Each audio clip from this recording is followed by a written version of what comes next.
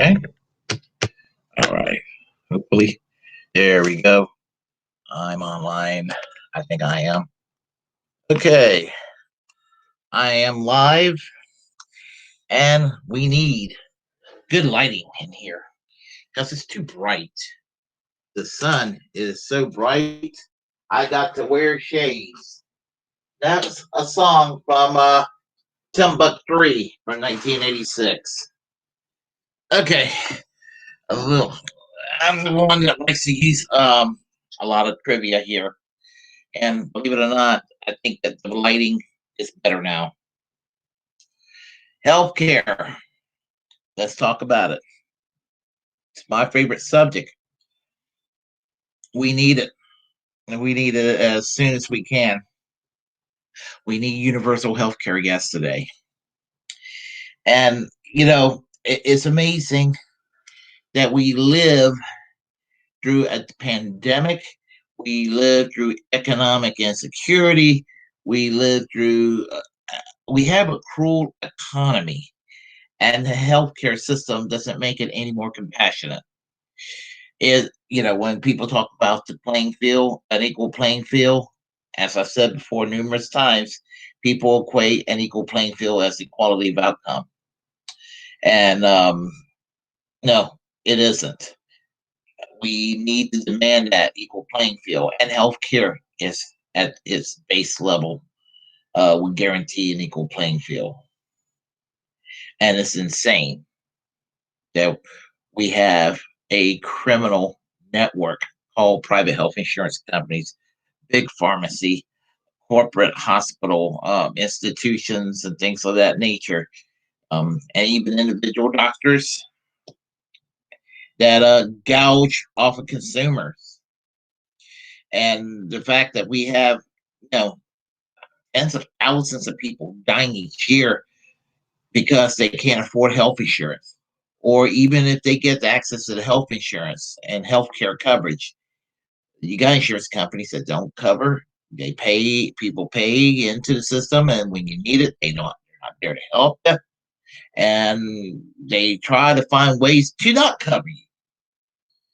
And I got criticized when I said not only would I like to have at a very basic minimum Medicare for all, but ultimately I would go the British way, the National Health Service, which is what I'm about to talk about. Um, and I am not above putting people that served in the institutions of private health insurance and big pharma and all these institutions that have made life miserable to our people because of medical inflation in the United States. I wouldn't have any problem with putting them in prison for what they've done. Because think about all the people that they murdered over the years. And think about all the people that they stolen money from and the billions they have made. And I'm called an asshole for thinking these assholes should be in prison. That's ridiculous. But I want you to hear from Politics Joe. This is from December 3rd, 2019. And basically, is the British people finding out what a nightmare the healthcare system is here in the United States. When I hear many Americans, right wing people, talk about, oh, people don't like their healthcare over there in the UK. Well, let's hear what some people have to say, shall we? Give me a moment.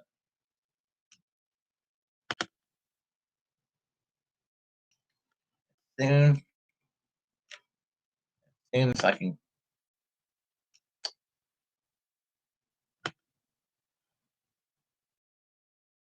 Here we go. 10 grand For a baby.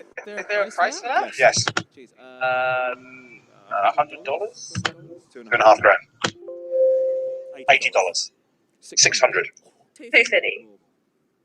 Shut the fridge. £300. $600.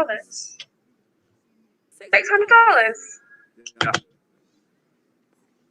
Ambulance call out. How much do you think that costs? Zero payment. Yeah, zero payment. No. Because $2,500. Real. Yeah. Okay. Cool. You look. An Inhaler. $100. Yeah, you're pretty close. A bit more. 120. 250 to 350.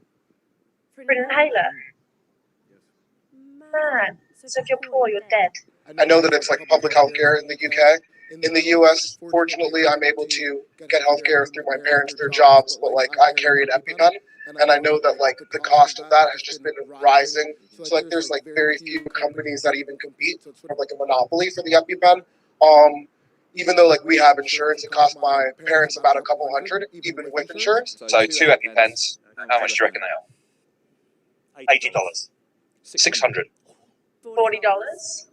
Right, not. More? $100. 150.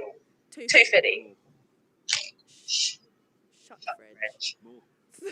£300. $600. What? Why?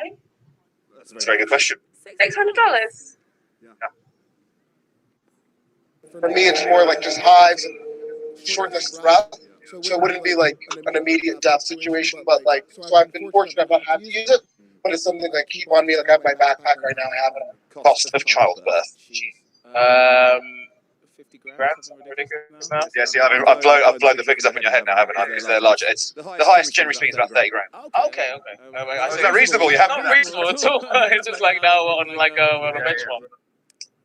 100? 200? Dollars. The average is about 10 grand. It can go up to 30,000. 10 grand! For a baby! Well, I guess. How much is your child worth? Yeah! What, is that Like the same everywhere? The average is about $10,000. That's mad. That's mad. Oh no. Oh, no thanks. Okay, no thanks. In which case, the coil, IUD, contraception. How much do you think that costs? For one For one person to implant a grand? grand. Yeah, a A little bit higher. Really? Yeah, $1,300. Oh. Mental. I wonder if you could tell me how expensive you think calling an ambulance out to your location is in America. I guess it depends on like where you live. It really does. Okay. Is there a price for that? Yes, Jeez. $100? $2.5 grand. Why? Why? Give birth by C-section, and you would like to hold your baby after you've give given birth birth to it. Yeah, that's what you do. Yeah, you have to do that. Yes. Hold my own child that I've been carrying inside my womb. I was.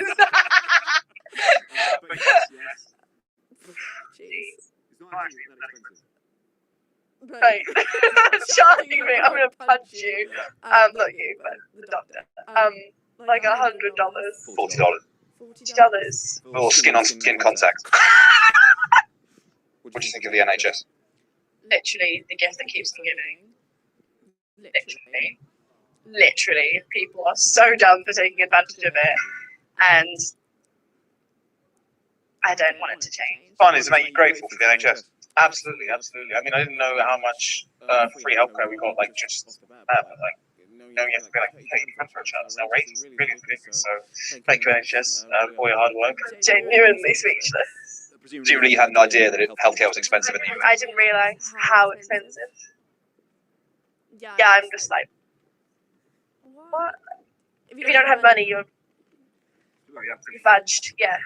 What do you think of the people who are profiting off the sale of these medicines? You're bastards. Sorry, beep. I think, I think they should be stopped. Fuck Trump.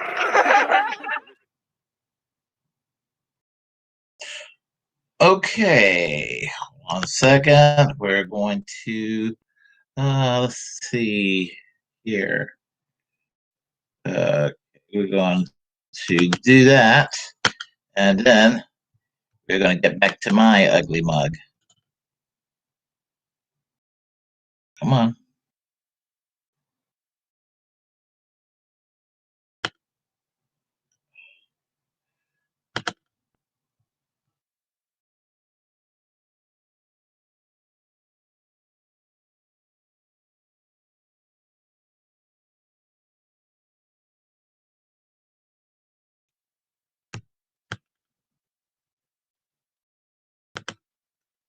There we go. Anyway, I'm back. Still working bugs out of this, but anyway, you heard what a cross section of the British population was saying about the National Health Service. It's a national treasure for these people, and it's to me the fact that our closest ally in the world, and that is the United Kingdom of Great Britain and Northern Ireland, a country that's been a partner of the United States for better or worse. Some cases, unfortunately, always more often than not for worse. But even there are cases where it's for better, and they get it. They were bombed to death during World War II. I mean, when the Germans were bombing England, almost daily, and these people, it was not a partisan consensus. The Beveridge report was basically a commission set forth into the from the House of Lords to the political parties in the UK at the time: the Liberal Party, the Conservative Party, and the Labour Party. And all three of these parties said that we will have a national health service for the British people after the war. Yes, Labour won in 1945. In 1948, the National Health Service was formed. It would have happened if the Tories, the Conservatives were re-elected. It would have happened if the Liberals would have come back. All three political parties, the Socialists, the Socialists, which is the Labour Party, the Liberals, who are the middle of the road party, and the right wing party, the Tories, the Conservatives, all were in favor of socialized medicine, the National Health Service. And is nobody dares dismantle the system, or it will be political suicide. Is Nye Bevan, who was the health minister in Great Britain after World War II, basically said that National Health Service, well, I mean, he was a Welsh Christian, he says that the National Health Service is Christianity, meaning that it's there to help people, it's to heal the sick. And the thing about it is, it's been a good thing for the British people. Contrast that with what private health insurance companies do here in the United States: exist to take your money and not cover you, or do as much as they can not to cover you when you are in need of it. I think it's time to stand up against private health insurance companies and declare them the number one criminal in the United States. They are a bigger threat to our national security than freaking ISIS and Al Qaeda and all these people abroad. They're a problem over there and can potentially be a problem over here. But I would say, put my money, that I think that the bigger terrorists directly right now would be health insurance companies, big pharma, and the health care financial interests in this country that wants to keep the profit motive and the death panels going. And a cross section of the British people, they think we're insane for having the system we have. And I'm inclined to agree.